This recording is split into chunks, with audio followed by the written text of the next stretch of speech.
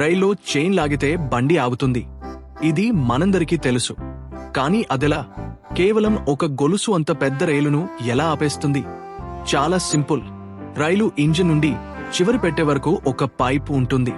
ఆ పైప్ నిండా గాలి ఉన్నంత సేపే రైలు బ్రేకులు పడకుండా ఉంటాయి. రైలు నడుస్తూ ఉంటుంది. మనం చైన్ లాగినప్పుడు ఆ గాలి పైప్కి ఒక చిల్లు పడినట్టు అవుతుంది. దాంతో గాలి మొత్తం బయటకు పోతుంది. పైప్లో గాలి పోగానే బ్రేకులు వాటంతటా అవే వెళ్లి చక్రాలను గట్టిగా పట్టుకుంటాయి.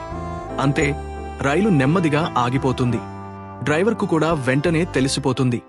మళ్లీ రైలు కదలాలంటే సిబ్బంది వచ్చి ఆ గాలి లీక్ను ఆపి పైప్లో గాలి నింపాకే బ్రేకులు వదులుతాయి.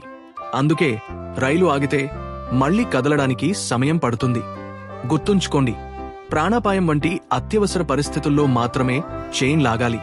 అనవసరంగా సరదాకి లాగితే తత్కాల్ టికెట్ కన్నా ఎక్కువ ఫైన్ కట్టాల్సి వస్తుంది. జాగ్రత్త. ఇలాంటి మరెన్నో నాలెడ్జ్ షేరింగ్ వీడియోల కోసం వెంటనే ఛానల్ను సబ్స్క్రైబ్ చేయండి.